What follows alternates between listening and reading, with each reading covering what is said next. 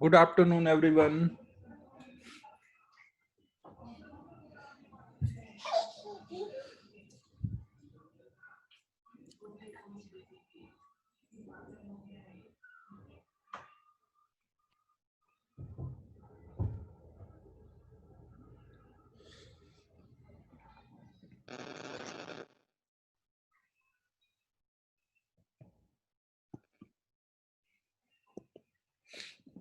आज हम लोग को वेव स्टार्ट करना है।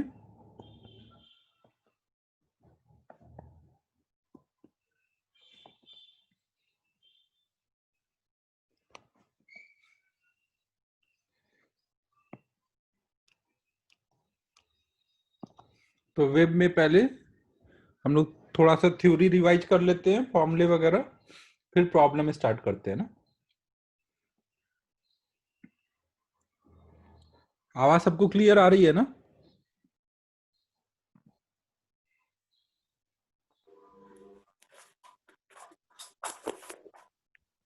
म्यूट रखो भाई, किसका अनम्यूट है?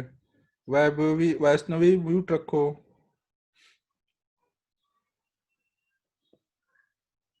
आवाज सही आ रही है?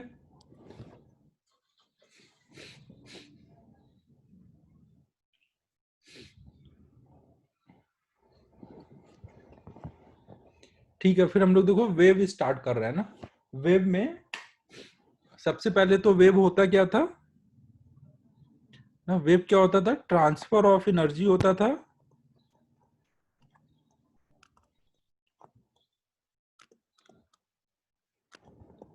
In the form of disturbance ना। मैकेनिकल वेव के टाइम में वो डिस्टरबेंस के फॉर्म में आगे जाता था। फिर इसमें वेव के हमने दो टाइप देखे थे। एक होता था मैकेनिकल वेव और एक होता था नॉन मैकेनिकल वेव।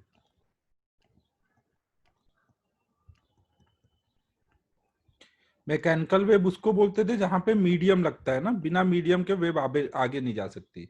यहाँ पे डिस्टरबेंस आता है, डिस्टरबेंस के फॉर्म में आगे बढ़ती थी एनर्जी ना। इसके दो टाइप रहेंगे, मतलब इसके जो एग्जांपल्स हम लोगों ने देखे थे। मेन हमें मैकेनिकल वेव पढ़ना है अभी इस चैप्टर में, तो इसके हमने एग्जांपल देखे थे। एक तो स्ट्रिंग वेव और एक साउंड वेव ना, यही दोनों हमें पढ़ना है इस चैप्टर में। नॉन मैकेनिकल वेव मतलब इलेक्ट्रोमैग्नेटिक वेव भी बोलते थे ना उनको।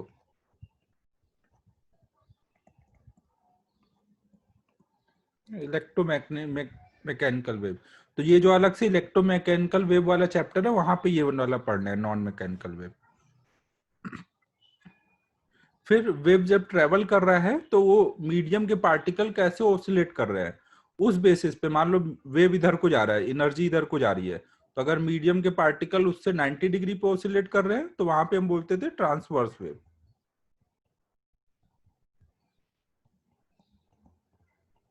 और अगर वेव जिधर को जा रहा है उसी डायरेक्शन में मीडियम के पार्टिकल ऑसिलेट कर रहे हैं तो वहां पे बोलते थे लॉन्गिट्यूडनल वेव।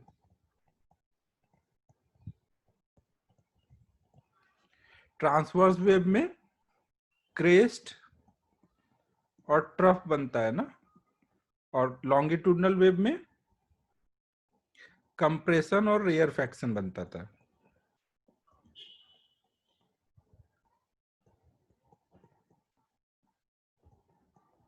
रेयरफैक्शन ना, दो सक्सेसिव क्रेस्ट के बीच की डिस्टेंस को वेवलेंथ बोलेंगे, या दो सक्सेसिव ट्रफ के बीच की डिस्टेंस को वेवलेंथ बोलेंगे। ऐसे सेम कंप्रेशन और रेयरफैक्शन में भी रहेगा। इसका एग्जांपल क्या है? स्ट्रिंग वेव हुआ, लाइट वेव हुआ, इलेक्ट्रोमैग्नेटिक वेव। और लॉन्गिट्यूडनल वेव का एग्जांपल क्या है? Sound wave. ट्रांसवर्स वेव कौन से वाले मीडियम में आ सकता है? जहां पे शियर इलास्टिसिटी होगी। तो ये इसलिए किस में पॉसिबल है? केवल सॉलिड में पॉसिबल है। ट्रांसवर्स वेव केवल किस में पॉसिबल होता है? सॉलिड में। या फिर लिक्विड के सरफेस पे पॉसिबल होता है due to surface tension.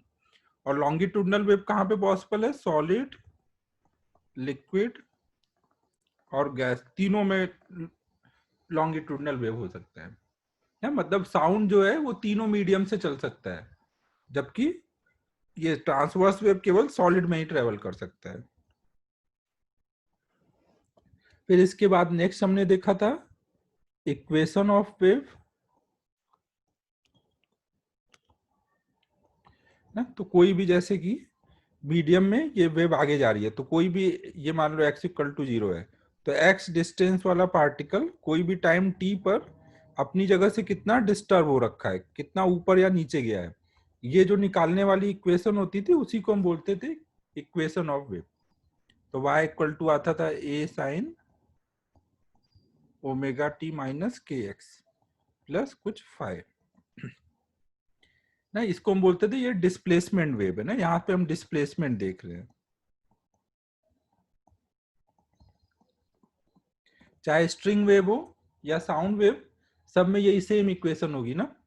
Sound wave में हम एक अलग से प्रेशर वेव भी देखते थे डेल्टा पी, क्योंकि जब साउंड ट्रेवल करता है तो प्रेशर भी चेंज होता है ना। तो वहां प्रेशर चेंज क्या होता था? चेंज इन प्रेशर का जो भी एम्पलीट्यूड होगा इनटू, वहां पे π/2 का फेज डिफरेंस आता था ना। अगर डिस्प्लेसमेंट वेव साइन में है तो प्रेशर वेव कॉस में आ जाता था।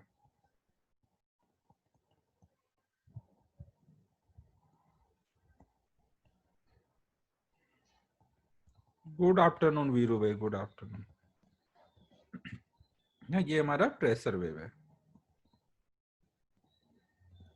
डिस्प्लेसमेंट वेव और प्रेशर वेव में π/2 का फेज डिफरेंस रहता था। ठीक है, यहां तक क्लियर होगा सबको? फिर ये जो भी वेव होते थे उनकी स्पीड हम कैसे निकालते थे? स्पीड ऑफ वेव जो आती थी,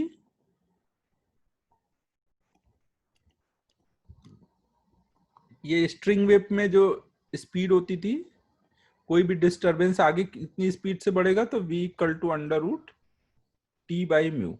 ये किस में होता था? String wave. और साउंड के लिए कैसे जाता था ना? साउंड के लिए स्पीड का फॉर्मूला क्या होता था?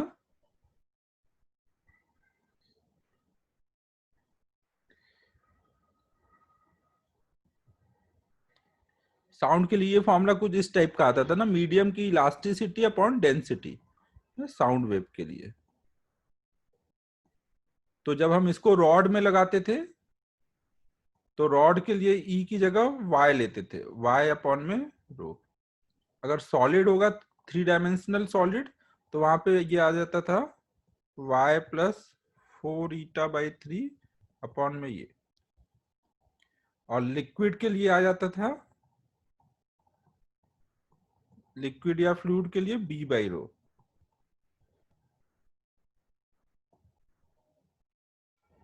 फिर b की वैल्यू फ्लूइड के लिए क्या आ जाती थी? फ्लूइड मतलब गैस भी हो सकता है ना। तो जब साउंड ट्रेवल करता है तो न्यूटन ने इसकी वैल्यू बताई कि b की वैल्यू p होगी न्यूटन के अकॉर्डिंग। तो उन्होंने बताया था v इक्वल टू p/ρ, जो कि नहीं होता था। फिर लैप्लास ने करेक्शन किया था और v की वैल्यू बताई थी लिक्विड या सॉरी ये गैस के लिए बात चल रही है ना, गामा p/ρ। ये लैप्लास करेक्शन के बाद आया था।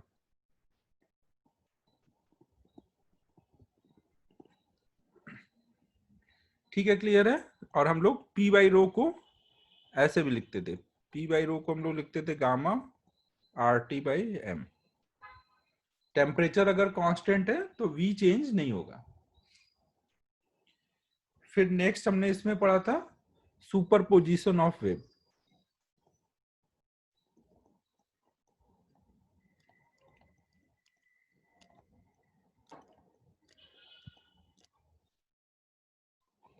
ना सुपरपोजिशन ऑफ वेव में क्या होता था कि अगर कोई एक पॉइंट पर एक से ज्यादा वेव आ रहे हैं तो वहां पे नेट जो y होगा वो दोनों के वजह से जो y1 y2 आएगा उसका वेक्टर एडिशन होगा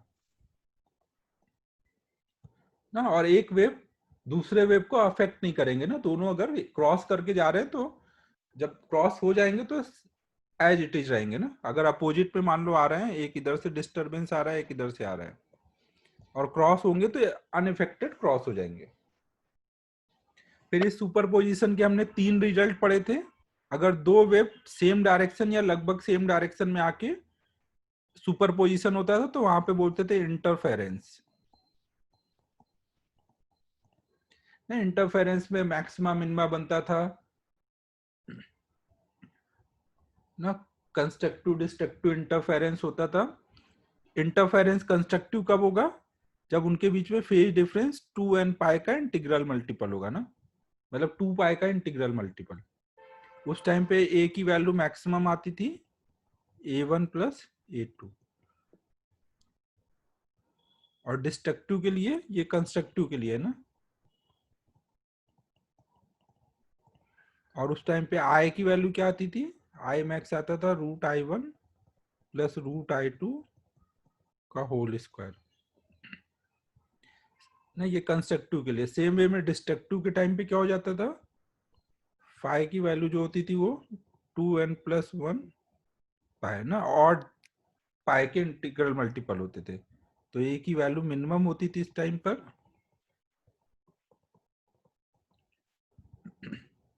और i की वैल्यू भी मिनिमम आती थी √i1 माइनस √i2 का होल स्क्वायर।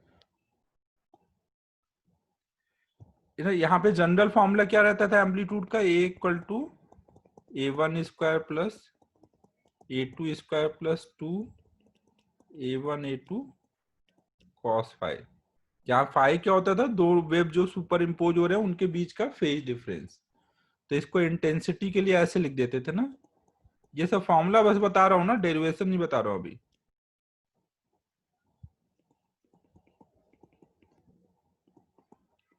ये जनरल फॉर्मूला रहता था। कंस्ट्रक्टिव के टाइम पे पार्ट डिफरेंस कितना होता था? लैम्डा का इंटीग्रल मल्टीपल ना। और डिस्ट्रक्टिव के टाइम पे पार्ट डिफरेंस क्या होता था? लैम्डा बाई 2 का ऑड इंटीग्रल मल्टीपल ना। ये हमने इंटरफेरेंस देखा था। फिर दूसरा हमने देखा था कि अगर दो वेव अपोजिट डायरेक्शन से आ रहे हैं, सेम एम्पलीट्यूड के हैं, यहाँ पे देखो जो भी हम देखते थे सेम फ्रीक्वेंसी का ही देखते थे ना, मतलब सेम ओमेगा। सेम ओमेगा के दो वेव आ रहे हैं अपोजिट डायरेक्शन में सुपर इम्पोज होंगे, तो यहाँ क्या बनता था? Standing wave.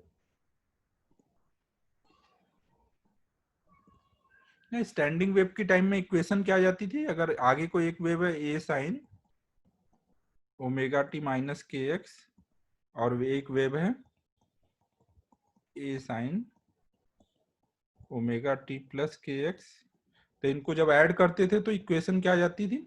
लगाना वही है ना, principle of superposition, y1 plus y2 सीधे ऐड करना है। तो अब रिजल्ट क्या आ जाता था?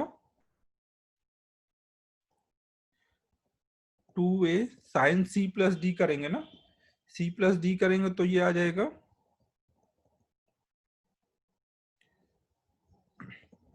Into cos c minus D करेंगे तो कॉस के एक्स ना। तो ऐसा कुछ आ जाता था 2a कॉस के x into sine omega T ना। मतलब स्टैंडिंग वेव में क्या होता था? हर एक एक्स का एक अपना एम्पलीट्यूड होता था, और सब अपनी जगह एसएचएम कर रहे हैं ना। ये कुछ एम्पलीट्यूड है इंटू साइन ओमेगा टी।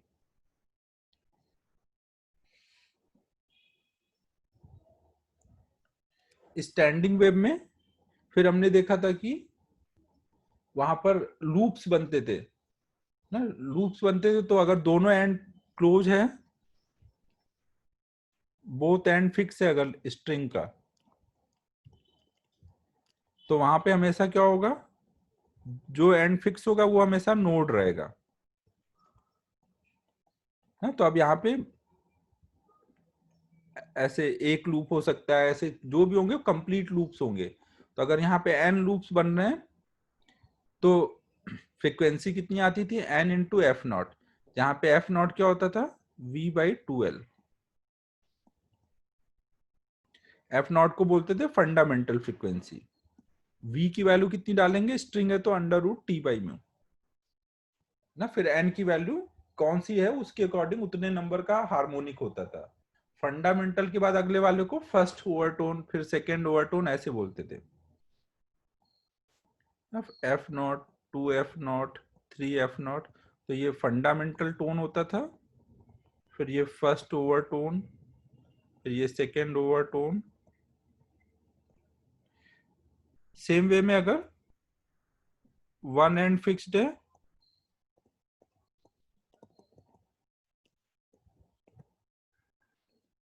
तो फिक्स एंड तो हमेशा नोड होगा और फ्री एंड हमेशा एंटी नोड होगा। तो यहां पे आता था F इक्वल टू 2N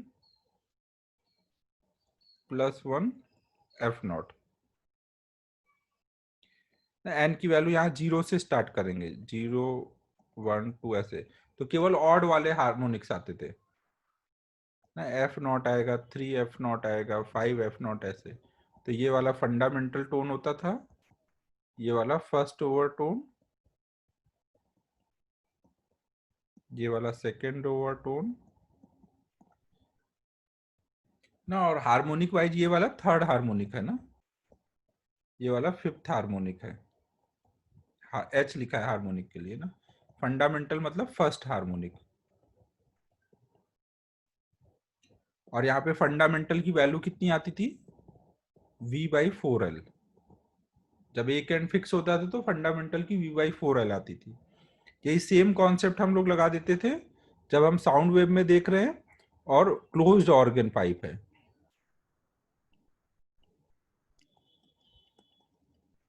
अगर क्लोज्ड ऑर्गन पाइप होगा, सॉरी ओपन ऑर्गन पाइप, पहले ओपन ऑर्गन पाइप है अगर, तो उसके दोनों एंड पे एंटी नोड बनेंगे, बीच में फिर नोड आ रहा होगा। तो यहाँ पे कंप्लीट लूप बनते थे ना, हाफ लूप इधर हाफ इधर, मतलब एक हो गया। तो ये बोथ एंड फिक्स वाला केस टाइप रहता था। यहाँ का फंडामेंटल आ जाता था V/2L और सारे फ्रिक्वेंसी आते थे NF0। और अगर क्लोज्ड हुआ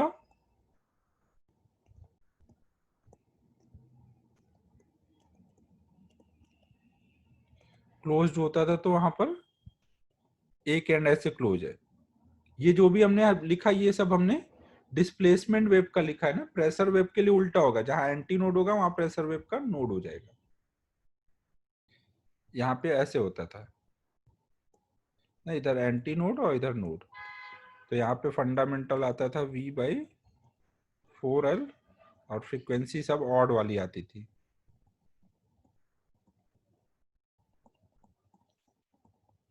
यहाँ पे देखो, हम यहाँ पे माइनस अगर लिखेंगे तो फिर ये n की वैल्यू 1 से शुरू करेंगे, अगर प्लस लिखेंगे तो n की वैल्यू 0 से शुरू करेंगे।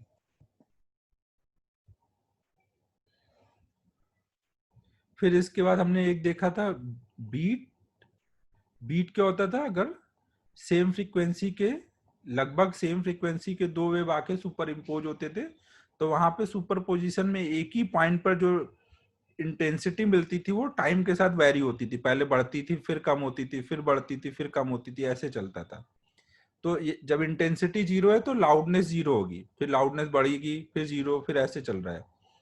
तो एक सेकेंड में ऐसा जितनी बार होता था उसको हम बोलते थे बीट फ्रीक्वेंसी। ये एक बीट हो जाएगा ना। इंटेंसिटी वर्सेस टाइम का ग्राफ दिखाया है ना। एक सेकेंड में जितनी बार ऐसा होगा वो बीट फ्रीक्वेंसी आती थी ना, तो वो दोनों का डिफरेंस होती थी।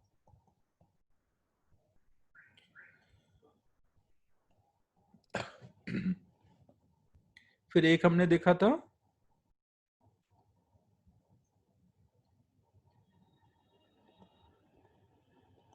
Doppler effect. डॉपलर इफेक्ट में क्या होता था, अगर सोर्स है और ऑब्जर्वर है, ये अगर मूव कर रहे हैं, सोर्स की स्पीड vs है, ऑब्जर्वर की vu है, स्पीड ऑफ साउंड c है,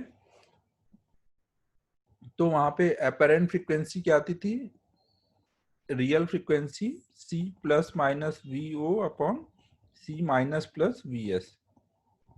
अपर साइन कब लेते थे, जब भी कोई अप्रोच करेगा,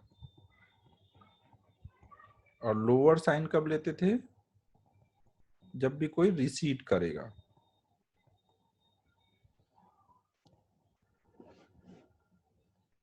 ठीक है। और अगर यहाँ पे विंड भी आ जाता है तो सी की जो स्पीड होगी वो फिर c plus minus V W ना, अगर वो विंड c के डायरेक्शन में है तो दोनों ऐड हो जाएंगे, अगर साउंड और विंड अपोजिट डायरेक्शन में तो माइनस हो जाएंगे ना, अगर विंड आ जाएगा तो फिर साउंड की स्पीड ऐसे चेंज कर लेंगे। ठीक है, क्लियर है सबको? देखो शॉर्ट में अभी थ्योरी कर सकते हैं, हर एक चीज तो नहीं डिस्कस कर सकते ना, एक ब्रीफली हम लोगों ने रिवाइज कर लिया, अब प्रॉब्लम करेंगे तो उसमें और चीजें हो जाएंगी। ठीक है बच्चों?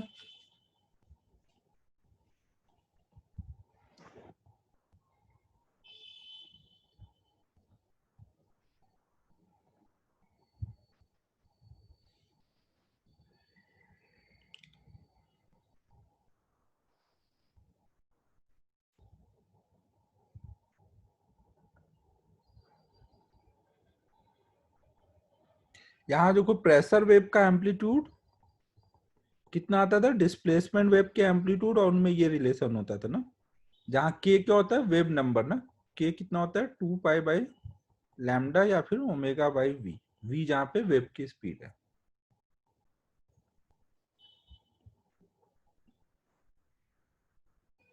हाँ पीडीएफ भेज दूंगा सिद्धेश।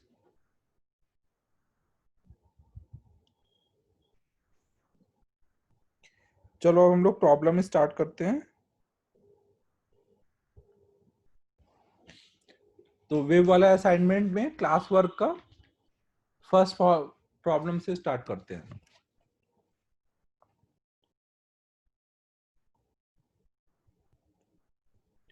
फर्स्ट में देखो क्या बोला गया है, Laplace formula for the sound wave is, Laplace ने क्या फॉर्मूला दिया था, v का under root gamma P by rho ना, सीधे बस फॉर्मूला पूछा गया है। तो फर्स्ट तो एकदम ही फॉर्मूला था, कुछ भी नहीं है उसमें ना, फर्स्ट का बी ऑप्शन हो गया। सेकंड करो,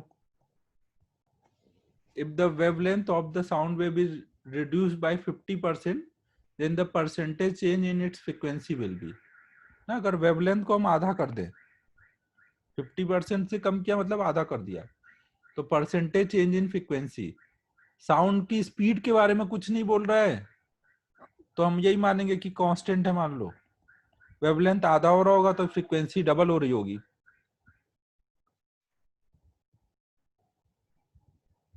अगर वेवलेंथ आधा हो जाएगा तो फ्रीक्वेंसी डबल हो जाएगी ना, तो हम बोलेंगे 100% फ्रीक्वेंसी बढ़ गई।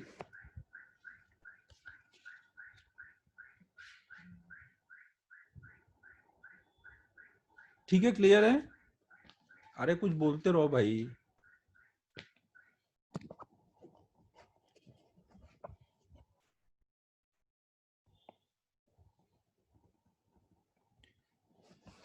थर्ड देखो अब,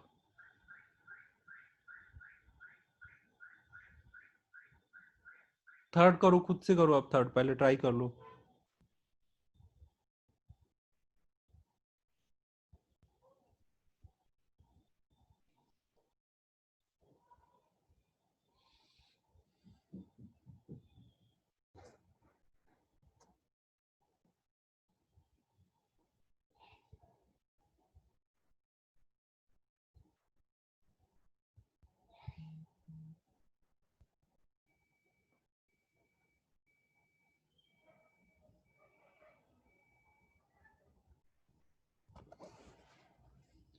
ठीक है, तो देखो थर्ड में हमें पता है कि टेम्परेचर सेम दिया है, हमें पता है फॉर्मूला क्या होता है, under root gamma R T by M. तो अगर टेम्परेचर सेम है और दोनों गैस, हाइड्रोजन गैस और ऑक्सीजन गैस दोनों डायटोमिक हैं, तो वहां पे गामा भी सेम है, टेम्परेचर भी सेम है, तो वी केवल किसके प्रोपोर्शनल आएगा, रूट एम के। तो हम बोल सकते हैं v1/v2 बराबर होगा रूट m2/m1।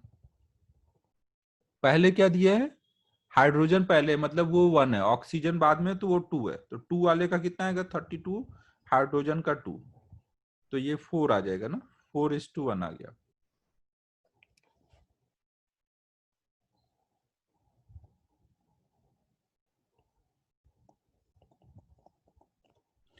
फोर्थ देखो अब, correct graph between pressure of gas and speed of sound at constant temperature. Constant temperature पे V का P के साथ ग्राफ ड्रॉ करना है।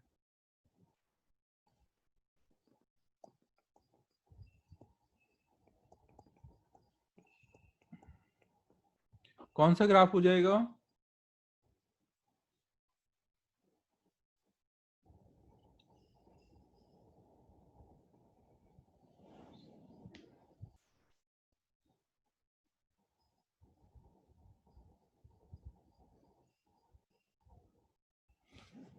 देखो हमें ये पता है कि अगर टेम्परेचर कांस्टेंट है, अगर टेम्परेचर कांस्टेंट है तो V चेंज नहीं करेगा ना, क्योंकि अगर टेम्परेचर कांस्टेंट होगा तो P चेंज करोगे तो रो भी चेंज करेगा, P बाई रो कांस्टेंट बना रहेगा ना। तो टेम्परेचर कांस्टेंट पे कांस्टेंट वाला ग्राफ आएगा। हाँ, तो इसका सी वाला ऑप्शन होगा।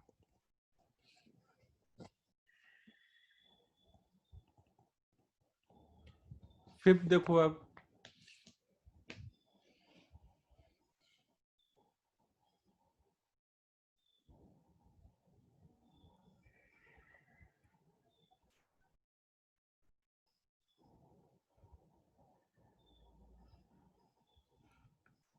फिफ्थ में देखो एक हीलियम है और एक हाइड्रोजन है, तो दोनों के गामा अलग अलग दे दिए गए हैं।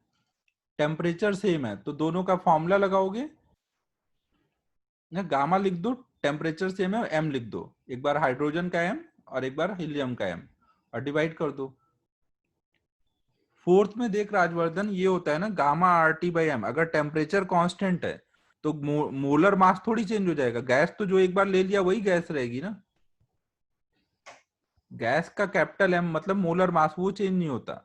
ऐसे देखो, पी वी इक्वल टू होता है N R T by N R T, तो हम इसको ऐसे लिख सकते हैं total mass upon molar mass, ये एन हो जाएगा।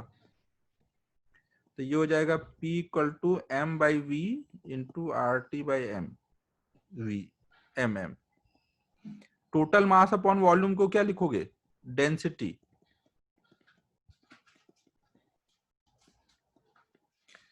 ना अगर टेम्परेचर कांस्टेंट है ना, टेम्परेचर कांस्टेंट हो तो ये P बाई रो क्या चेंज होता दिखेगा?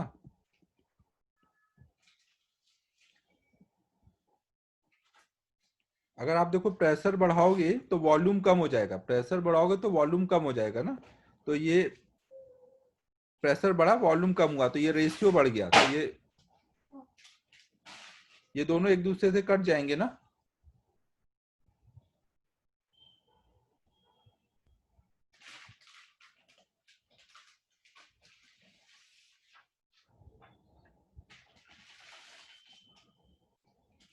फिफ्थ भी सबको समझ आ रहा होगा ना, इजी है। उसमें गामा दिया है, एम दिया है, टी सबके लिए सेम है, तो हम लोग क्या फॉर्मूला लगा देंगे? V1 by V two equal to, gamma के साथ डायरेक्ट प्रोपोर्शनल है ना, तो gamma one by gamma two, और मास के साथ इनवर्सली प्रोपोर्शनल है तो M2 बाई M1। अब गामा वन गामा टू दिया है, M1 M2 दिया है ना, दोनों वैल्यू डाल दो तो ए ऑप्शन आ जा रहा है ना। ठीक है ना, फिफ्थ में तो कोई डाउट नहीं होगा।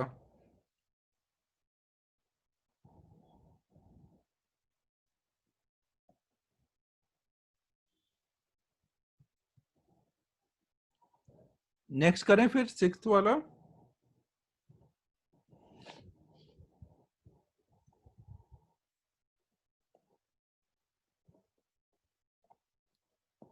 चलो सिक्स्थ ट्राई करो।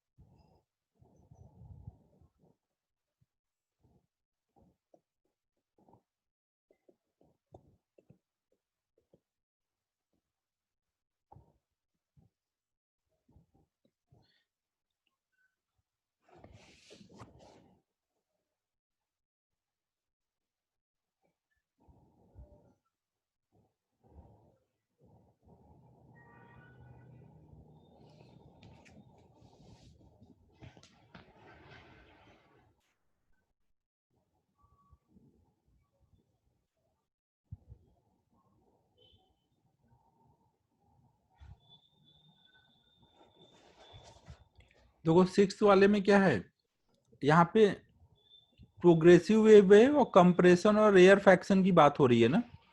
तो मतलब प्रोग्रेसिव वेव में क्या होगा, कहीं कंप्रेशन होगा, कहीं रेयर फैक्शन, कहीं कंप्रेशन, और ऐसे आगे को वेव जा रही है। तो अगर मान लो अभी हम इस पॉइंट पर हैं, अभी मान लो हम इस पॉइंट पर है, तो यहाँ कंप्रेशन है, तो थोड़ी देर बाद क्या होगा, रेयर फैक्शन आ जाएगा ना, लगातार वेव आगे बढ़ती जा रही है ना, तो यहाँ का रेयर फैक्शन थोड़ी देर बाद यहाँ पहुंच जाएगा। और रेयर फैक्शन इससे कितना पीछे होगा, कंप्रेशन से कंप्रेशन तक की डिस्टेंस को क्या बोलोगे, वेवलेंथ ना। तो कंप्रेशन से रेयर फैक्शन तक की डिस्टेंस क्या बोलोगे, λ/2। तो वेव को कितना डिस्टेंस आगे ट्रेवल करना है, λ/2 डिस्टेंस आगे ट्रेवल करना है ना, और वेव की स्पीड v है, तो टाइम पता चल जाएगा। लैम्डा को हम क्या लिख सकते हैं, यहाँ v इक्वल टू हमारा होता है एफ लैम्डा। तो जहां लैम्डा है हम वहां पे क्या लिख सकते हैं, v अपॉन में f। तो यहाँ लिख देंगे v अपॉन में f इंटू 2 इंटू वी। तो v कट जाएगा, ये आ जाएगा 1 अपॉन में 2f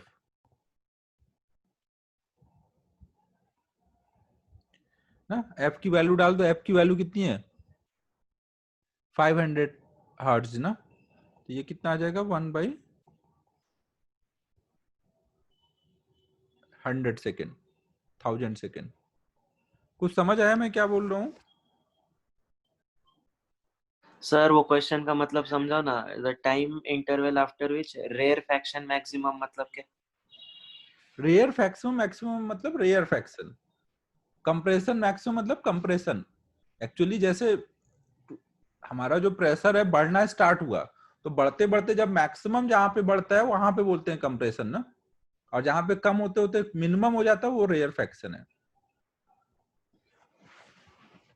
पहले देखो ये सबको याद है ना कि अपना जो वेव होता है, जैसे ये वेव है, मान लो इस पाइप में वेव जा रहा है, तो कहीं पे क्या होता है, कंप्रेशन हो जाता है, और कहीं पर रेयर फैक्शन रहता है ना। ऐसे जगह जगह ऐसे रहता है ना, कंप्रेशन रेयर फैक्शन,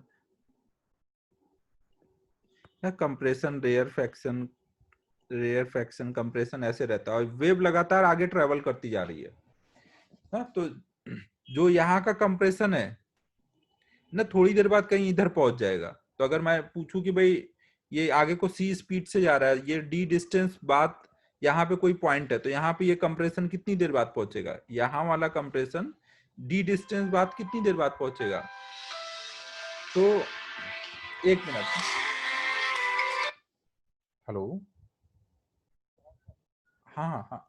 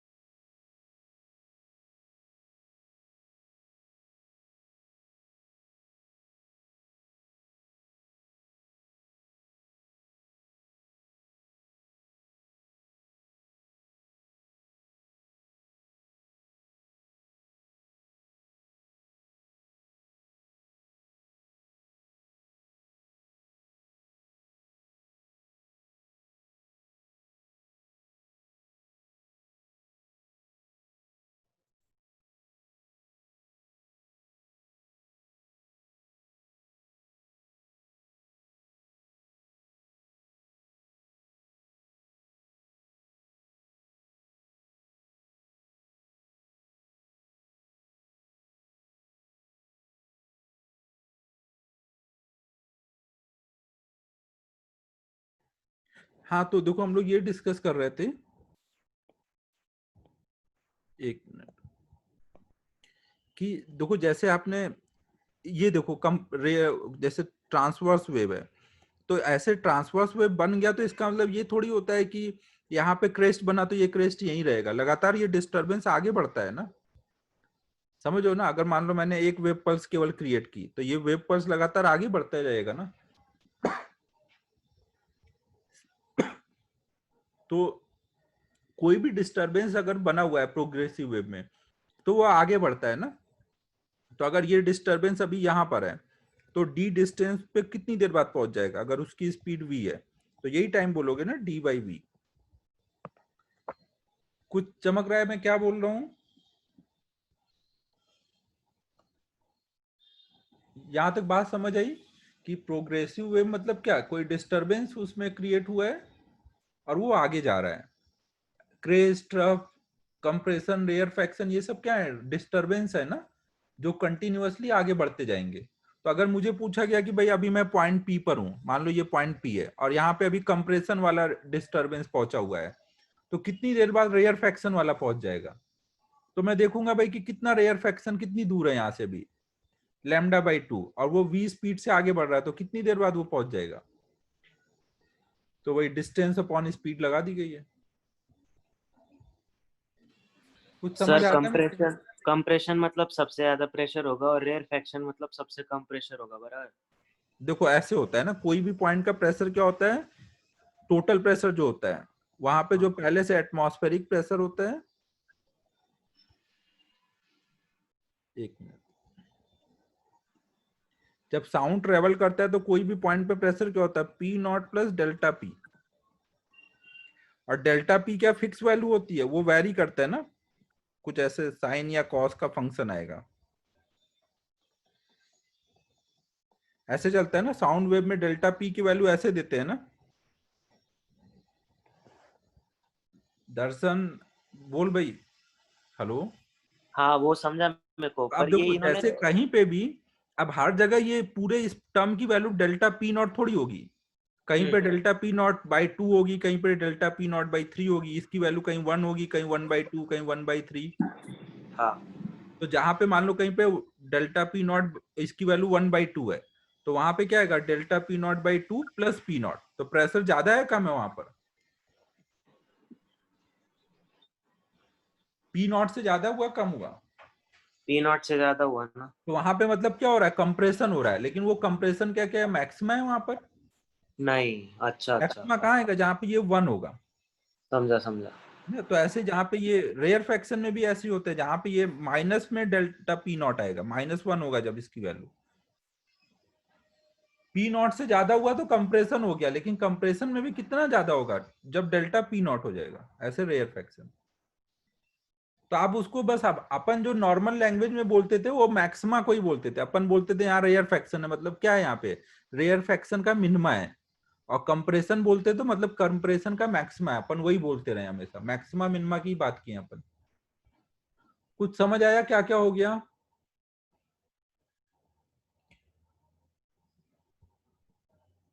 आप हम ये ध्यान रखो कि पीछे हमने जो कंप्रेशन बोला था उसका मतलब कंप्रेशन का मैक्सिमा था, और रेयर फ्रैक्शन बोला था तो मतलब वो रेयर फ्रैक्शन का मिनिमा होता था, वही चीज दिया है, आप उससे कंफ्यूज नहीं हो मैक्सिमा मिनिमा से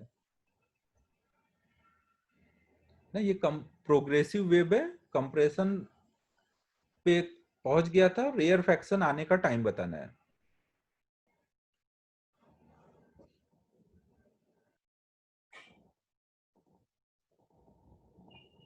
फिर next, resultant amplitude when two 7, देखो भाई, two wave of same frequency but different amplitude superimposes each a phase difference of π/2।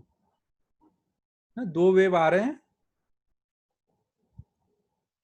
A1 A2 amplitude के, और फेज डिफरेंस वहां पे π/2 है।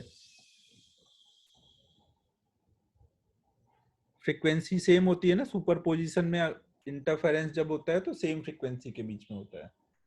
तो ए निकालना है, ए वाले फॉर्मूले में डाल देंगे ना, A1² plus A2² plus 2A1 A2 cos⁵, तो ये 0 हो जाएगा ना, cos90, तो सी ऑप्शन हो जाएगा।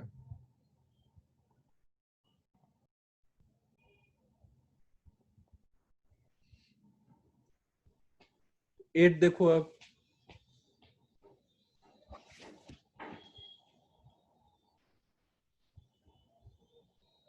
कंस्ट्रक्टिव इंटरफेरेंस के लिए क्या होना चाहिए ना, डेल्टा एक्स किसके बराबर होना चाहिए, एन लैम्डा के।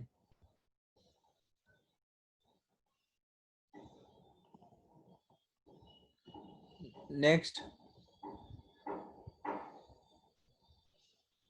पार्टिकल वेलोसिटी और वेव वेलोसिटी में क्या रिलेशन होता है, ये पूछा गया है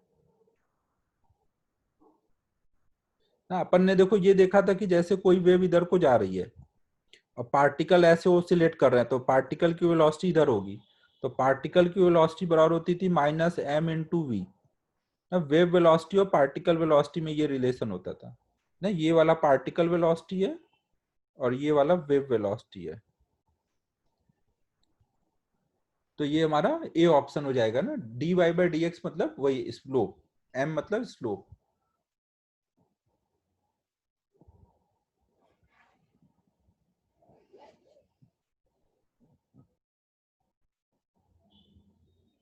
फिर नेक्स्ट 10th वाला है ना, वेव का डिफरेंशियल फॉर्म में इक्वेशन क्या होगा।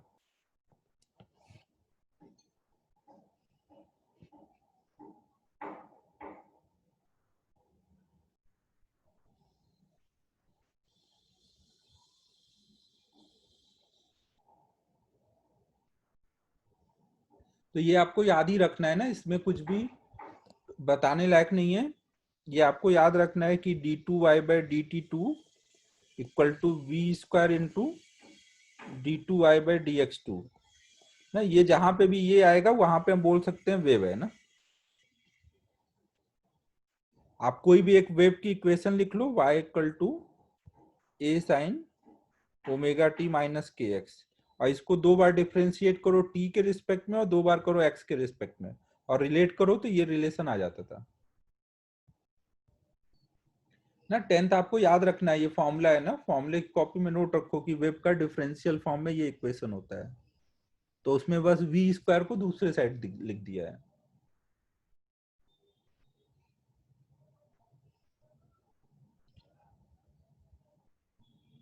ठीक है, 10 सबको क्लियर है।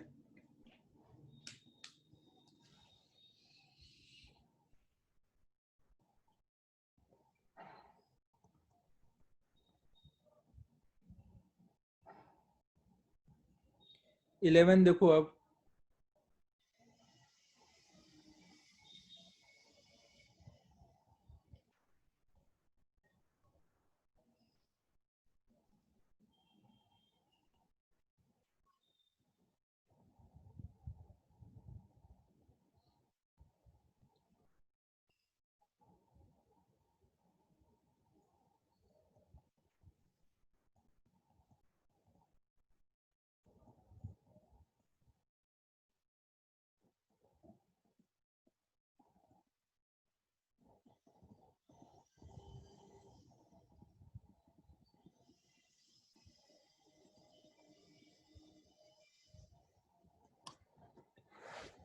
हाँ तो देखो 11th में हमें ये एम्पलीट्यूड दिया हुआ है, ये वाला पार्ट क्या है, ओमेगा है, एक्स के साथ जो आया वो क्या है, के है, और हमें पता है के बराबर क्या होता है, ओमेगा बाई वी। हमें वी पूछा गया है ना, क्वेश्चन में हमें वी पूछा गया है, ओमेगा पता है, के पता है, के की वैल्यू 2 है, ओमेगा की वैल्यू 600, तो वी आ जाएगा।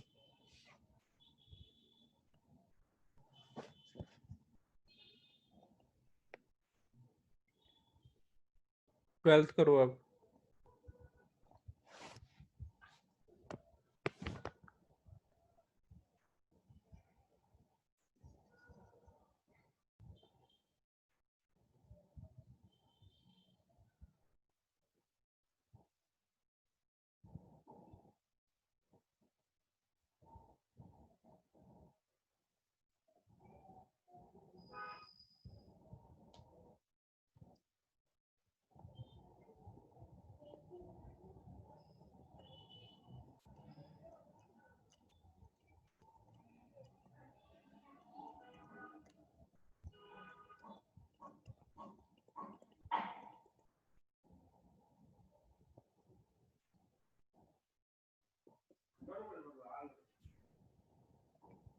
तो अब देखो यहाँ पर ये साइन पाई/6 की वैल्यू डाल दोगे तो वो कितना आएगा, 1/2। तो इसको आप ऐसे लिख सकते हो ना, 2 साइन 3x माइनस 15t। तो ये वाला पार्ट हमारा क्या है, एम्पलीट्यूड है ना, तो वो 4 नहीं है, ये ऑप्शन नहीं है।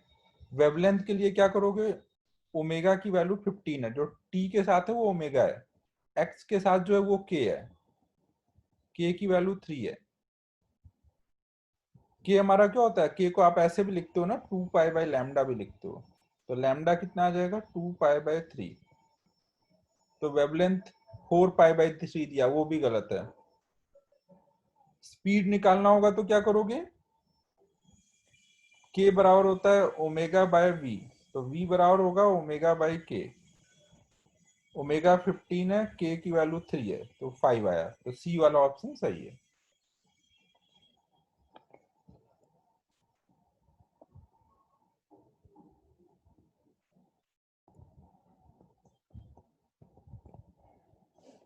थर्टीन करते हैं अब।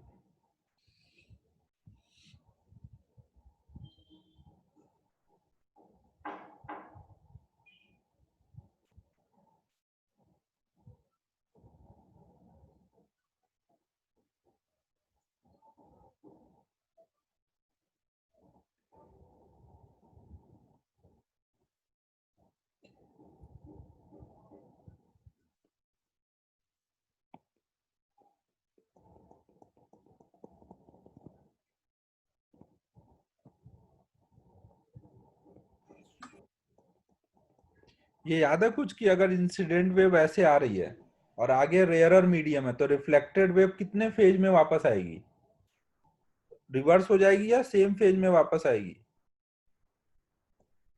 जब आगे रेयरर मीडियम होता है,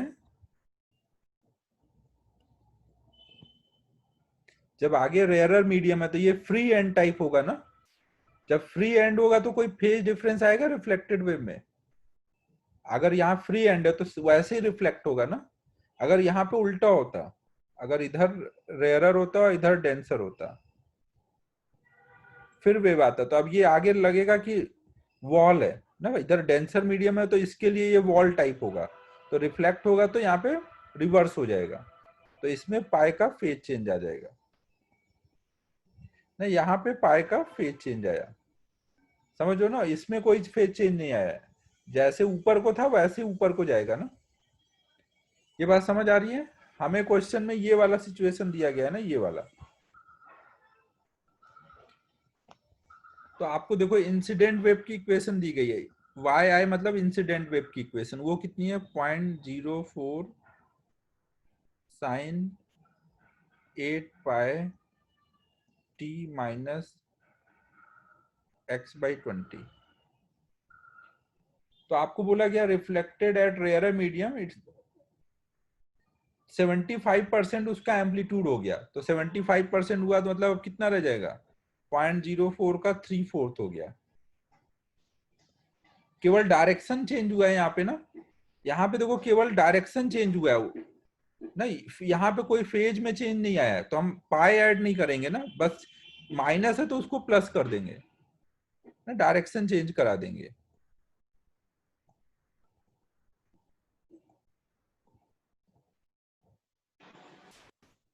सर हाँ हमने वो एक फॉर्मूले देखे थे ना, ट्रांसमिटेड का एम्पलीट्यूड 2k1/k1 + k2, वो हाँ सब। हाँ हाँ। तो वो यहाँ पे फिर k1 k2 तो बराबर आ रहा है, तो उसका एम्पलीट्यूड 0 हो जाएगा ना, क्योंकि वेव इक्वेशन सेम ही होगी, मतलब वो अंदर ब्रैकेट वाला k की वैल्यू सेम हो गई ना। आप दर्शन सही से फॉर्मूला देखो भाई, रिफ्लेक्टेड वेव में तो हमेशा ही मीडियम सेम होगा, तो हमेशा क्या एम्पलीट्यूड 0 होगा। क्या? तू क्या बोलना चाह रहा है। अभी देखो रिफ्लेक्टेड वेव का कैसे लिखते हैं हम, k1 - k2/k1 + k2 into initial amplitude. k1 - k2, हाँ ठीक हाँ, है ठीक है ठीक है। और अभी यहाँ पे अगर वैसा किया, अभी k तो दोनों के लिए सेम आया, तो फिर कहाँ सेम एम्पलीट्यूड आया कितना? भाई, k1 k2 मतलब इसका होता है और इसका होता है, एक का k1 एक का k2, ये रिफ्लेक्टेड वेव की बात चल रही है, इधर का तो दिया ही नहीं है ना तुझे, हाँ अच्छा। यहाँ का तुझे कुछ नहीं दिया है, बस सीधे एम्पलीट्यूड बता दिया ना कि ये कितना हो गया, 3/4 हो गया। ये मैं के अभी वो नहीं है क्या, ओमेगा बाई वी वाला? वही वाला के है। तो फिर देखो ना, वेव की इक्वेशन से तो हमें दिख रहा है ना कि के की वैल्यू, मतलब कोई भी ऑप्शन देखो, के की वैल्यू 8 पाई/20 दी होगी। अबे दर्शन, गिरा गिरा के मारूंगा, एकदम अजीब अजीब सी बातें कर रहा है। देख तू सब भूल गया, सब उल्टा सीधा बातें कर रहा है। देख अपना क्या होता था, जैसे ये एक वेव है, ऐसे इधर से एक डिस्टरबेंस आ रहा है ना, तो इधर का K1 है, इधर का K2 है। तो अब जब रिफ्लेक्ट होगा तो क्या होगा, एक इधर को जाएगा और एक इधर को जाएगा। ये मान लो इंसिडेंट वेव का है, ये रिफ्लेक्टेड वेव का है, ये ट्रांसमिटेड वेव का है।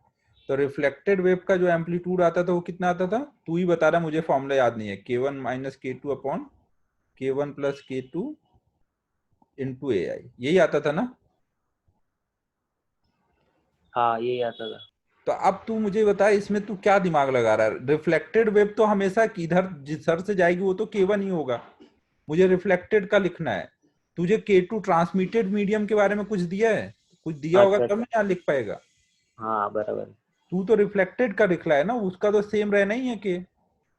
हाँ मैं कंफ्यूज हो गया थोड़ा, कुछ नहीं हाँ समझ। देखो बच्चों, इसमें केवल फॉर्मूला लगाना है और आपको इतना कॉन्सेप्ट ध्यान रखना है कि रिफ्लेक्टेड वेव का ये फॉर्मूला होता है, या अगर इधर ये वाला मीडियम का भी के दिया होता है, इसका भी दिया होता है, तब आप निकालते। बट उसने काम आसान कर दिया, उसने खुद ही बोल दिया कि ये कितना है, 3/4 आई, 3/4 ए। तो आप वो वाला ए ले लोगे। और दूसरा क्या है, फेज चेंज हुआ है कि नहीं वो देख लो। फेज चेंज हुआ क्या वापस आने में, नहीं हुआ। डायरेक्शन चेंज हुआ क्या, तो डायरेक्शन चेंज हो गया रिफ्लेक्टेड वेव का। तो जहां पे omega T minus K x है, वहां पे क्या लिख दोगे, ओमेगा टी प्लस के एक्स। जब निगेटिव डायरेक्शन में वेव आती है तो प्लस के एक्स हो जाता है ना। तो बस उतना करना है और एम्पलीट्यूड चेंज कर देना है। कुछ समझ आ रहा है मैं क्या बोल रहा हूँ बच्चों, समझ आ रहा है।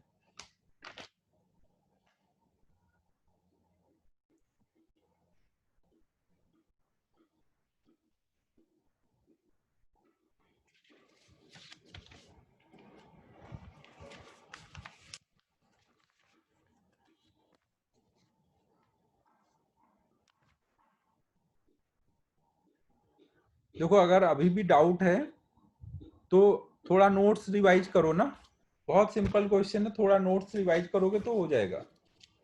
बहुत बेसिक गड़बड़ होगा, याद नहीं है तभी नहीं समझ आ रहा होगा।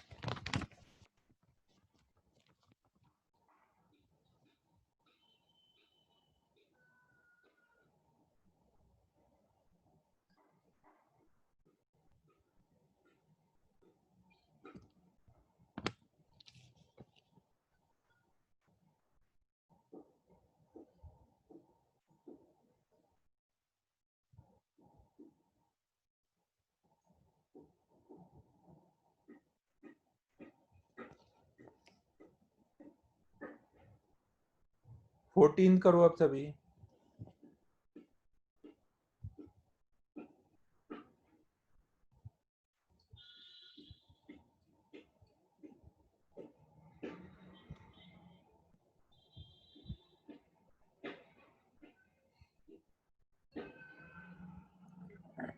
वीरू के अलावा और बताओ कोई और से हुआ।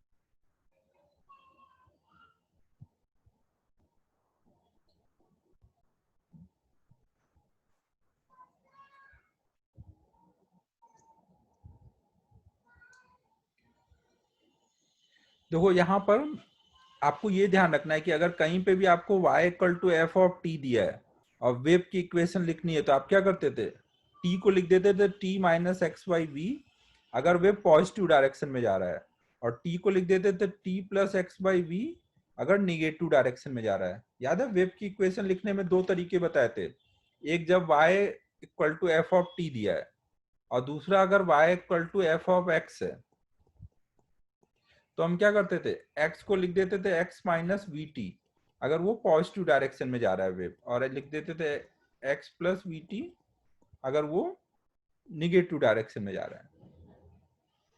चमक रहा है कुछ, ये वेव की इक्वेशन लिखने का अपन ने मेथड देखा था ना, जब एफ ऑफ टी होगा तो ये लिखेंगे, एफ ऑफ एक्स होगा तो ये लिखेंगे। ठीक है बच्चों, अगर नहीं याद है तो अभी याद कर लो ना, ऐसे लिखते हैं। आपको देखो यहाँ पे क्या दिया है, y equal to F of X दिया है क्वेश्चन नंबर 14 में, y equal to F of X दिया है, और वेव किधर को जा रही है, पॉजिटिव डायरेक्शन में जा रही है। तो हम x को क्या लिख देंगे, x को क्या लिख देंगे, x minus we T. X को किससे रिप्लेस कर देंगे, x माइनस वी टी से। अब आपको देखो ये जो आपको सेकेंड जो वैल्यू बताई गई है, जब टाइम 2 सेकेंड है तब की है। अब यहाँ पे अगर टाइम 2 सेकेंड डाल दें इस इक्वेशन में, तो y कितना मिलेगा,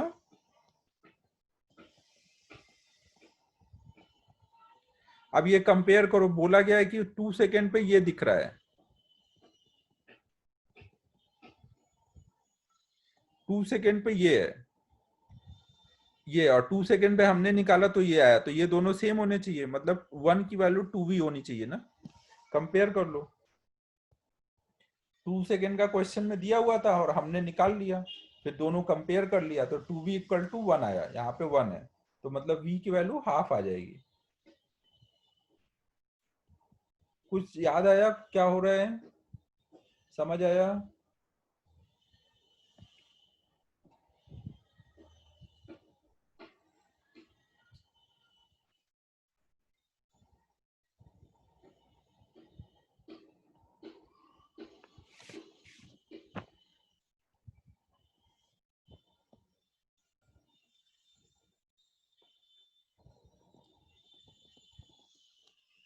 फिफ्टीन देखो, अब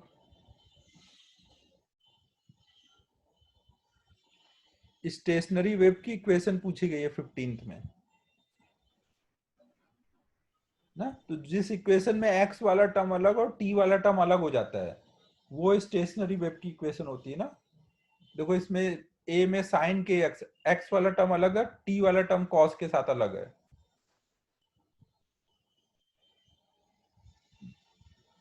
फिफ्टीन का ए ना, सबको ये याद रखना है, स्टेशनरी वेव में एक्स वाला टर्म अलग रहता है, टी वाला टर्म अलग रहता है। ठीक है बच्चों, ऑब्वियस है ना एकदम, क्वेश्चन तो इसमें कुछ भी नहीं है। 16 करो अब।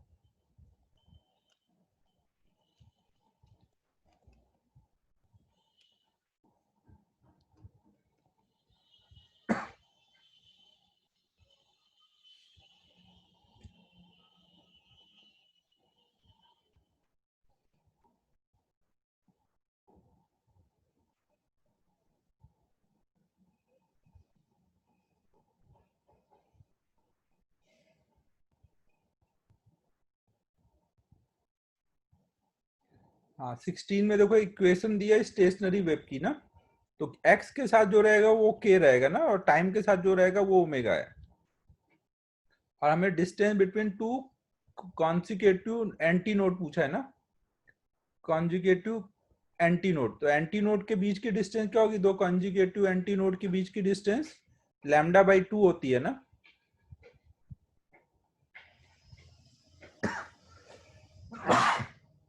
दो सक्सेसिव एंटी नोड या दो सक्सेसिव नोड के बीच की डिस्टेंस लैम्डा बाई 2 होती है।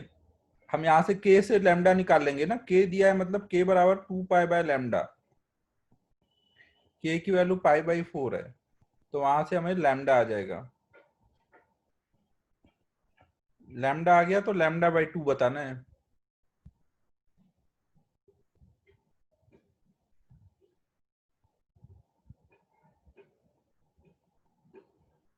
लैम्डा बाई 2 बताना है ना, लैम्डा कितना है 8, तो बाई 2 तो 4 आ गया।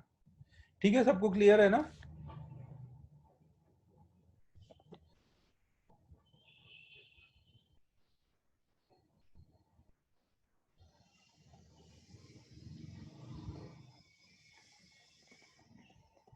सेवनटीन देखो अब,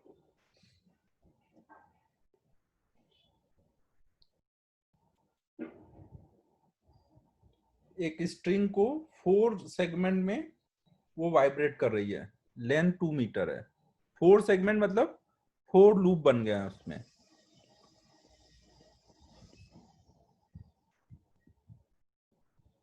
ऐसे 4 लूप है।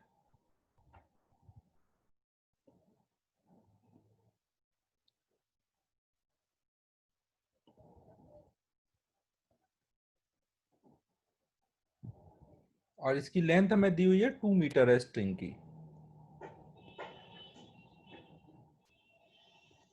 तो हमें यहाँ पे डिस्टेंस बिटवीन कॉन्सिक्यूटिव नोड्स पूछा है ना, ये डिस्टेंस पूछा है, तो ये कितना होगा, बाय 4 कर देंगे ना। ये 4 लूप बने, 4 पार्ट में डिवाइड हो जाएगा ना, 2 मीटर को 4 पार्ट में डिवाइड कर देंगे। ठीक है।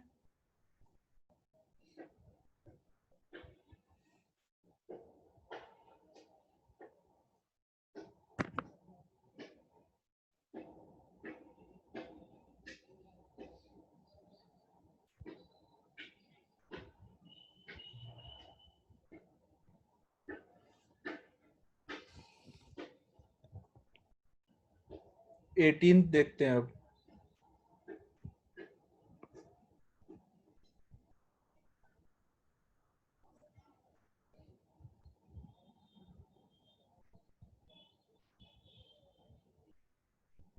करो ट्राई 18 वाला।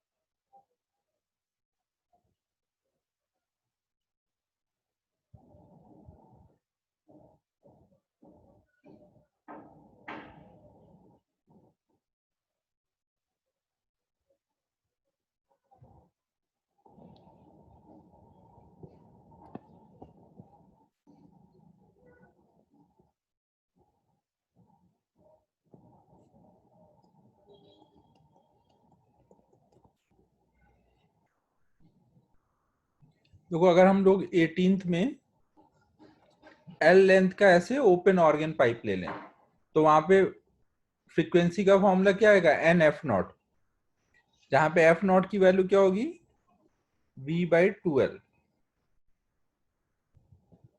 ठीक है, चेक करते हैं ना बी आ रहा है क्या। अब देखो यहाँ पर ओवरटोन का बताना है। अगर nth ओवरटोन है तो कौन से नंबर का हार्मोनिक हुआ वो, यहाँ n की वैल्यू क्या होगी, n की वैल्यू 1 डालोगे तो फंडामेंटल मिलेगा, 2 डालोगे तो फर्स्ट ओवरटोन ना। n की वैल्यू जब हम 2 डालेंगे तो फर्स्ट ओवरटोन, तो मतलब उससे एक कम वाला मिलेगा ना। आपको जिस नंबर का ओवरटोन चाहिए उससे एक ज्यादा डालना पड़ेगा। अगर आप यहाँ पे 3 डालोगे, 3F0 मतलब सेकेंड ओवरटोन, तो समझो ना, जितने नंबर का ओवरटोन चाहिए उससे एक ज्यादा डालना पड़ेगा। तो अगर हमें चाहिए nth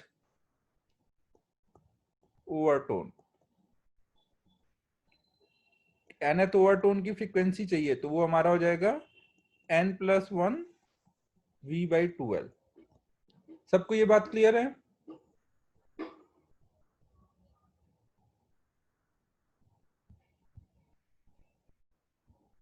फिर सेकेंड में क्लोज्ड ऑर्गन पाइप लिया गया ना। अगर हमने क्लोज्ड ऑर्गन पाइप लिया सेम लेंथ का, तो यहाँ पे हम इसको ऐसे लिख सकते हैं F=2n+1 F0। अब n की वैल्यू 0 डालूंगा तो यहाँ पे क्या मिलेगा, फंडामेंटल। 1 डालूंगा तो फर्स्ट ओवरटोन। यहाँ पे दिक्कत नहीं है ना। अगर मैंने यहाँ पे प्लस लिख दिया है तो इसका मतलब अब जिस नंबर का n डालूंगा उतने नंबर का ओवरटोन मिलेगा। n की वैल्यू अगर मैं 2 डालूंगा तो यहाँ पे क्या मिलेगा, फिफ्थ ओवरटोन मिल जाएगा। समझो ना, n की वैल्यू जब मैंने 0 डाली तो F0 मिला, n की वैल्यू 1 डाली तो 3F0, n की वैल्यू 2 डाली तो 5F0। तो यहाँ पे देख रहे हो ना, 0 डालने पे फंडामेंटल, फर्स्ट डालने पे फर्स्ट ओवरटोन, 2 डालने पे सेकेंड ओवरटोन। तो मतलब यहाँ पे nth वाला चाहिए तो n डालना है बस। ठीक है, क्लियर है। तो यहाँ पे सेकेंड वाले के लिए nth ओवरटोन का फ्रीक्वेंसी क्या आएगा, 2n+1 इंटू एफ नॉट, और एफ कितना होगा V/4L। अब इन दोनों का रेशियो चाहिए तो इनको डिवाइड कर देंगे ना, इनको डिवाइड कर दो।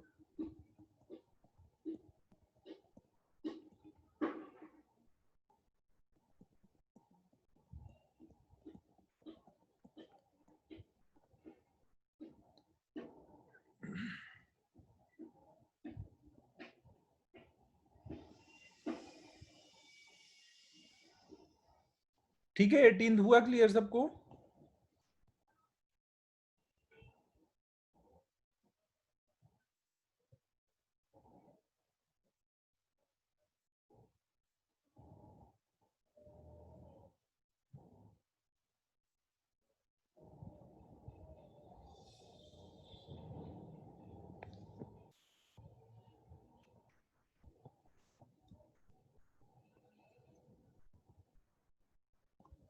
नाइनटीन देखते हैं अब।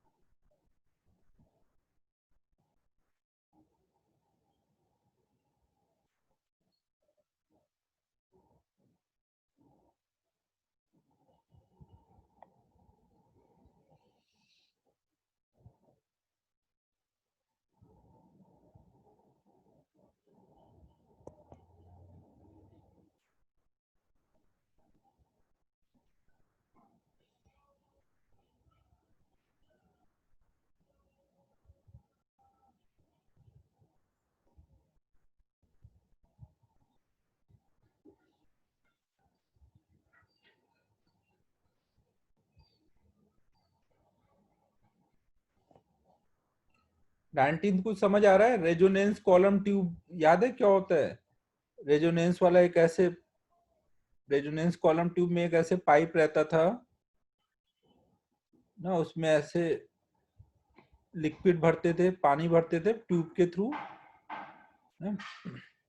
और यहाँ पे स्केल बना रहता है ना। तो शुरू में मान लो एक ट्यूनिंग फॉर्क लेके आया, उसके साथ ऑसिलेट करा रहे हैं, यहाँ पे स्केल पे 0 लिखा हुआ है, पूरा भरा है वाटर। फिर मैंने यहाँ से पानी निकालना शुरू किया तो ये नीचे जाना शुरू होगा, और ये मान लो कोई ऐसा कुछ वेव बना, उस टाइम पे रेजोनेट हुआ। सबसे पहली बार जब रेजोनेट हुआ तो एक यहाँ पे एंटी नोड बना या नोड बना ना, उस टाइम पे रेजोनेट हुआ। तो अब ये क्या बोलोगे, ये लेंथ हो जाएगी, ये रीडिंग जो है वो एल होगी, ये ई है, तो एल प्लस ई को क्या बोलेंगे, λ/4। ये एक इक्वेशन हो गई।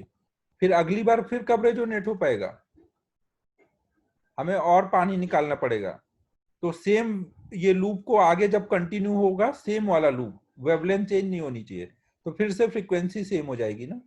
तो अगला कब होता है, जब एक लूप और बन जाता है ना इसमें, इसी को आगे कंटिन्यू कर देंगे। एक लूप जब और आगे बन जाएगा, एक लूप मतलब λ/2 और आगे खिसक जाएगा। ठीक है, समझो? तो अगली रीडिंग कहाँ पे मिलेगी, नेक्स्ट रीडिंग अगर हम देखें यहां से पूरी यहां तक की लेंथ, ये न्यू रीडिंग होगी ना, नई वाली, तो उसकी वैल्यू क्या होगी, पहले वाली रीडिंग प्लस λ/2। रेजोनेंस कॉलम में हमेशा ध्यान रखो, हर एक रीडिंग λ/2 के बाद आती है ना, इससे अगली वाली रीडिंग अब कब आएगी, फिर इसमें एक λ/2 ऐड कर दो, ऐसे चलते जाना है ना।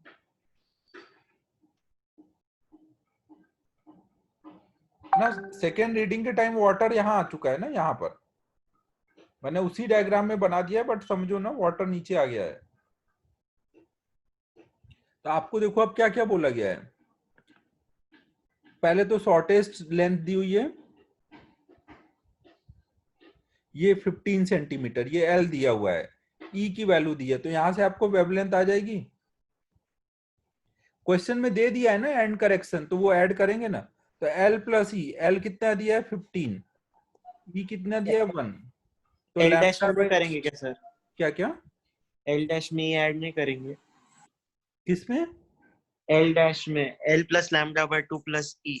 रीडिंग जो होती है, जैसे रीडिंग बोलोगे तो वो तो स्केल पे देखोगे तो ये इतनी लेंथ होगी ना, लेकिन अगर मुझे इसकी लेंथ निकालनी है लूप की, तो वहां पे देखेंगे।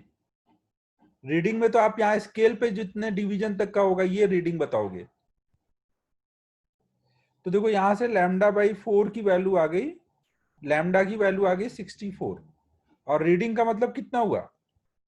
रीडिंग का मतलब आप यहाँ पे स्केल बनाओगे उसमें रीड करोगे, तो आप ये रीड करोगे एल प्लस लैम्डा बाई 2। पहली रीडिंग में जैसे आप एल रीड कर रहे हो ना, एल प्लस ई थोड़ी रीड कर रहे हो। पहली रीडिंग में एल ही रीड कर रहोगे ना, ई तो आगे निकला होगा, वो तो आप अलग से देखोगे। तो अगली रीडिंग के टाइम में हम क्या बोलेंगे? अगली रीडिंग कहाँ पे आ रही है? L plus lambda by 2। L की वैल्यू कितनी है 15, और लैम्डा बाई 2 कितना आया 32, तो ये कितना आ जाएगा 47।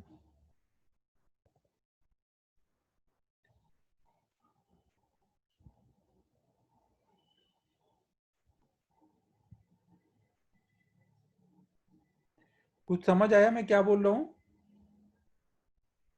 रीडिंग में जैसे आप पहली बार भी रीडिंग लिए तो उसमें एल ही रीड किया ना, ई थोड़ी रीड किया। एल प्लस ई बराबर कर दिया लैम्डा बाई 4। रीडिंग तो जो पाइप में दिखेगी खाली जगह वही रीडिंग होती है ना।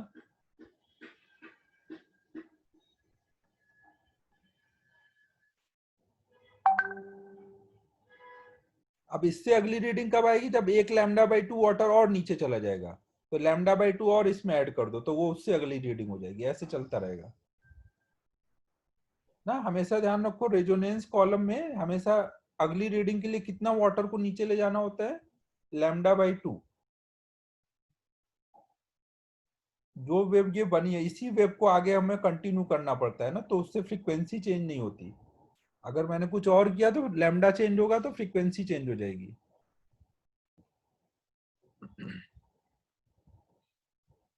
19th हो जाएगा, समझ आया?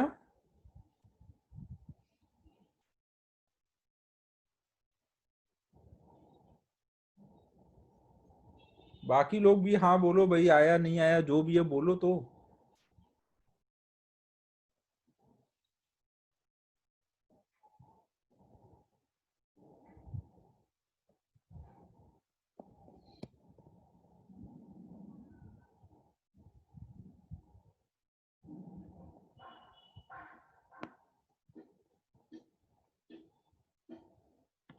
चलो अब अगला करते हैं 20 वाला।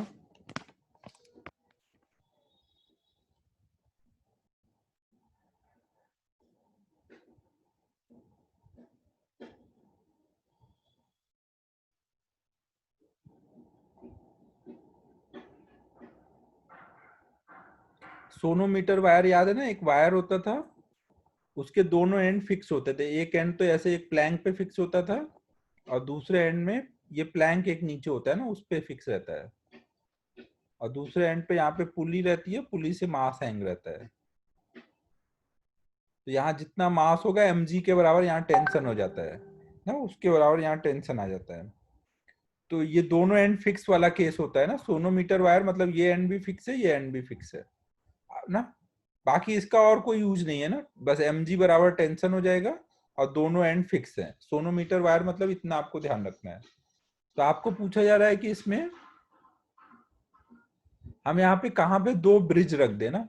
ब्रिज मतलब वो लेंथ को फिक्स करने का एक और ऐसे अरेंजमेंट रहता है। ये ऐसे ब्रिज रख देंगे तो ये वाला एंड फिक्स हो जाएगा, ये भी फिक्स हो जाएगा।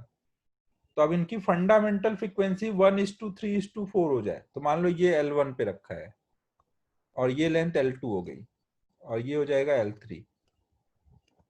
तो इसका फंडामेंटल कितना आ जाएगा? V/2L1। फिक्स है ना सभी अपने अपने जगह पे। ब्रिज का मतलब समझो एक सपोर्ट टाइप रहता है, वो रख देंगे तो इसके यहाँ पर ये फिक्स हो जाता है वायर पे। दूसरे में हो जाएगा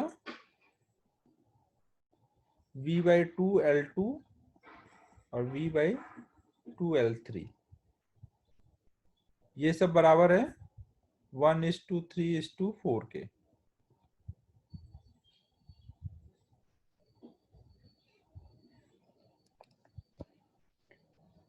तो इसका मतलब हमें देखो पता चल गया 1/L1 1/L2 और 1/L3 का रेशियो।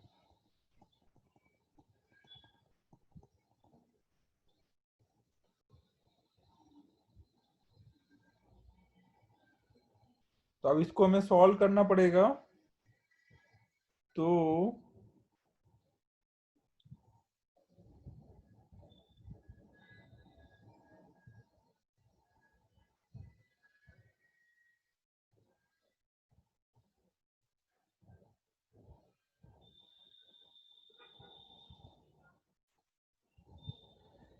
सॉल्व करने के लिए हमें L1 plus L2 plus L3 का लेंथ पता है।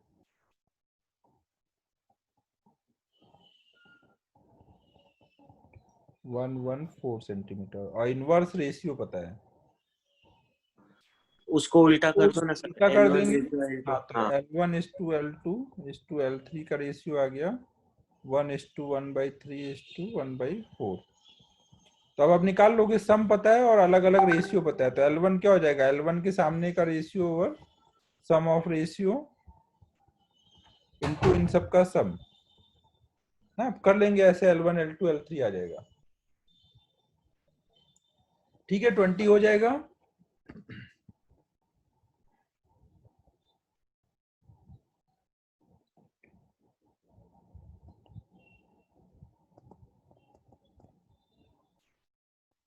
ट्वेंटी में किसी को कोई डाउट है?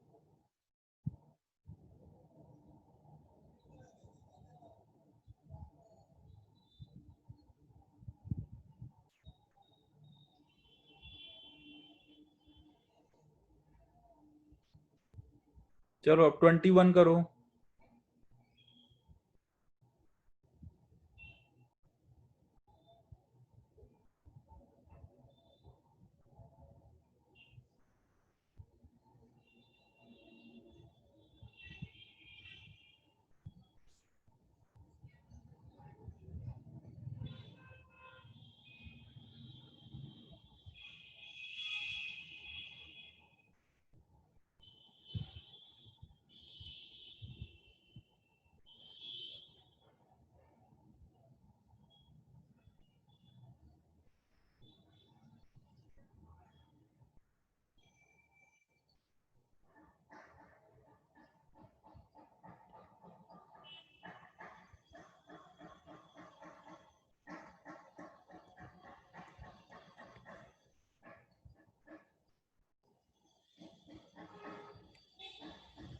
ठीक है, 21 में देखो बोला गया क्लोज्ड ऑर्गन पाइप का first overtone. Closed organ pipe का फर्स्ट ओवरटोन कौन सा आएगा, 3F0 ना, क्योंकि क्लोज में ऑड वाले ही आते हैं ना। F0 के बाद अगला 3F0 आएगा, तो यही फर्स्ट ओवरटोन होगा। और ओपन ऑर्गन पाइप का फर्स्ट ओवरटोन मतलब 2F0। और ये दोनों आपस में इक्वल है ना, इनकी F0 की वैल्यू डालो। क्लोज ऑर्गन पाइप का F0 मतलब V/4L और ओपन ऑर्गन पाइप का V/4L2। मीडियम तो दोनों जगह सेम है ना, दोनों जगह सेम एयर भरी हुई है, तो V दोनों में सेम होगा। V मीडियम पे डिपेंड करता है ना। तो अब यहां से निकाल लेंगे L1 L2 का रेशियो।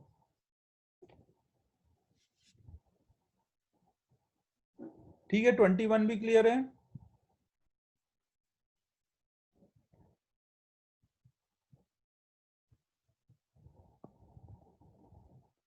22 करो अब।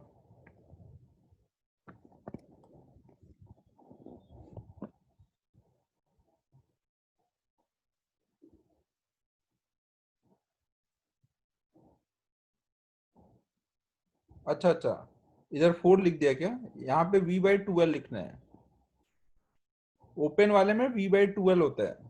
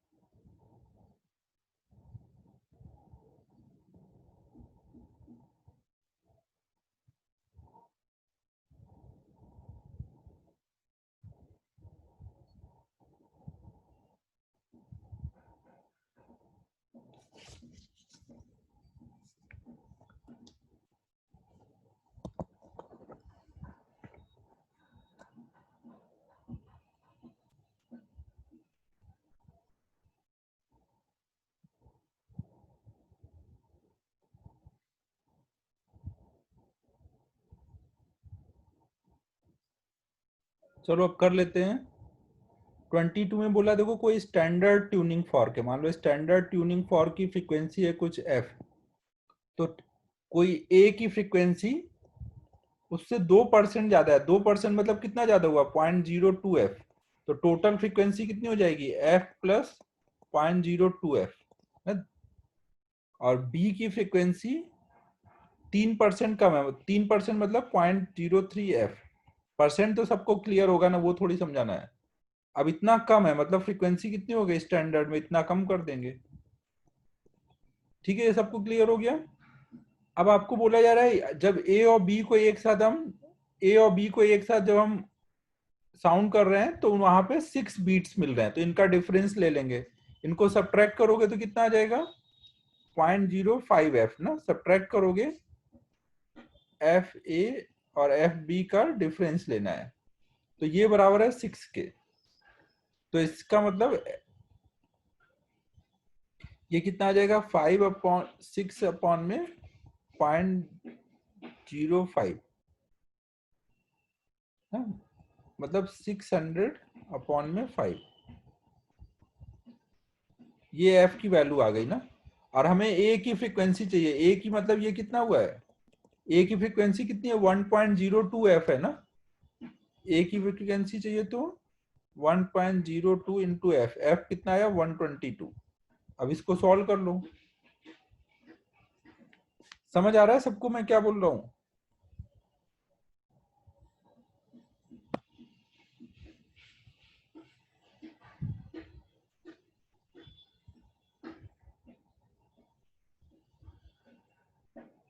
क्वेश्चन में यहां रखना ए का पूछा गया है ना, ए की फ्रीक्वेंसी एफ प्लस 0.02 एफ है ना, मतलब 1.02 F.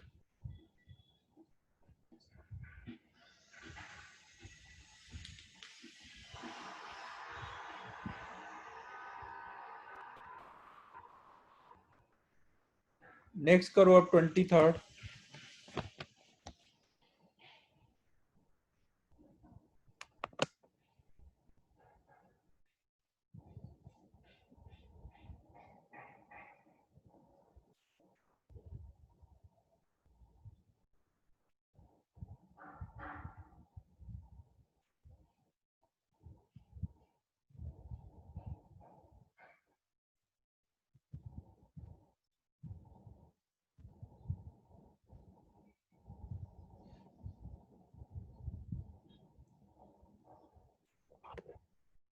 Time interval between two consecutive beats का मतलब क्या है, टाइम पीरियड निकालना है ना।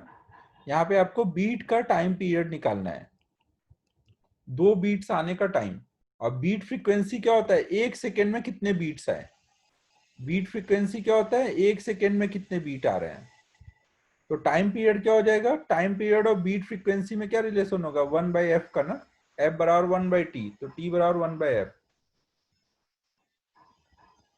यहाँ पे इनकी वैल्यू डाल दो, 512 516, डिफरेंस कितना है 4।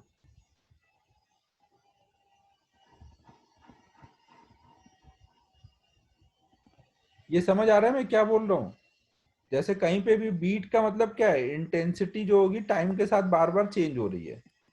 एक बार 0 से मैक्स गई, फिर 0 हुई, फिर 0 से मैक्स, ऐसे चल रहा है। तो ये एक बीट है ना, ये एक बीट है। तो ऐसा 1 सेकेंड में कितनी बार हुआ, वही हमारा क्या होता है, बीट फ्रीक्वेंसी। तो आपको पूछा गया है कि 2 कंजिक्यूटिव बीट्स मतलब यहां से यहां तक का टाइम, या फिर यहां से यहां तक का टाइम ना, तो वो वही टाइम पीरियड होगा। ये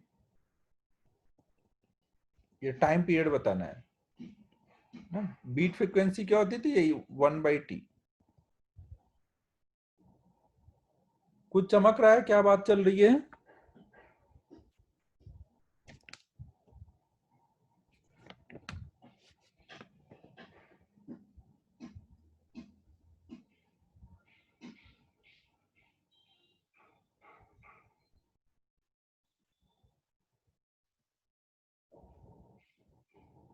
केतन पारिक आ गया लग रहा है। ये ला पुलगा कौन है।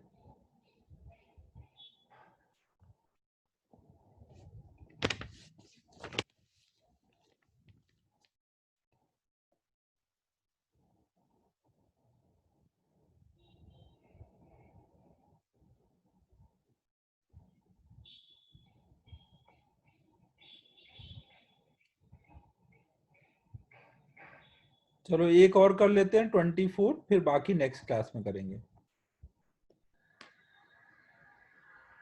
24 और ट्राई कर लो।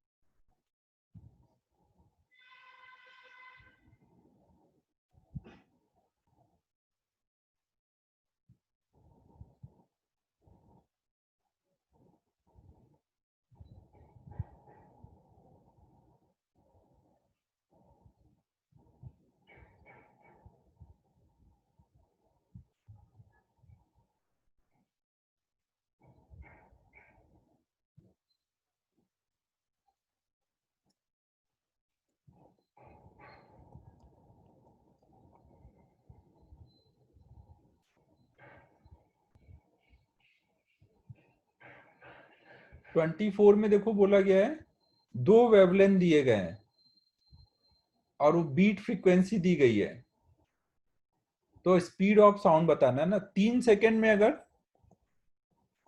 10 बीट्स आ रहे हैं तो बीट फ्रीक्वेंसी कितना बोलोगे वहां पर? 10/3 ना। बीट फ्रीक्वेंसी मतलब 1 सेकेंड में कितने बीट आएंगे, ये बात समझ आ रही है? 3 सेकेंड में 10 बीट है तो 1 सेकेंड में कितने बीट आएंगे? 10/3। और जिसका लैम्डा कम होगा उसका फ्रीक्वेंसी ज्यादा होगा ना, जिसका लैम्डा कम उसकी फ्रीक्वेंसी ज्यादा है। तो पहला वाला लैम्डा 1 है, वो कम है ना, तो उसकी फ्रीक्वेंसी ज्यादा होगी। तो यहाँ बीट फ्रीक्वेंसी मतलब f1 माइनस f2। ये बोलोगे v बाई लैम्डा 1, ये v बाई लैम्डा 2। v निकालना है ना, v मीडियम पे डिपेंड करता है। मीडियम सेम है ना, एक ही मीडियम में दोनों सुपर इम्पोज होंगे ना। अलग अलग मीडियम में होंगे तो सुपर इम्पोज कैसे हो पाएंगे? एक ही जगह आना है ना सुपर इम्पोज होने के लिए।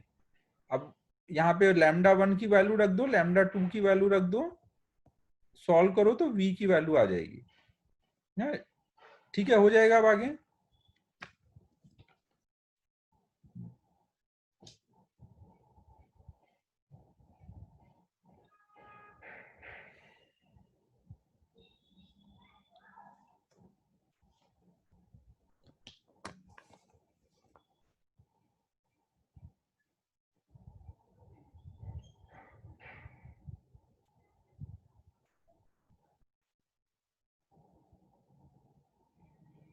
अब 24 तक हो गया, 25 से 35 तक अब आपको ट्राई कर लेना है ना। ये आराम से ट्राई हो जाएंगे ना, कोई दिक्कत नहीं आनी है ज्यादा। तो आप ट्राई कर लो, होमवर्क कर लो, कल हम लोग वो सब डिस्कस कर लेंगे ना।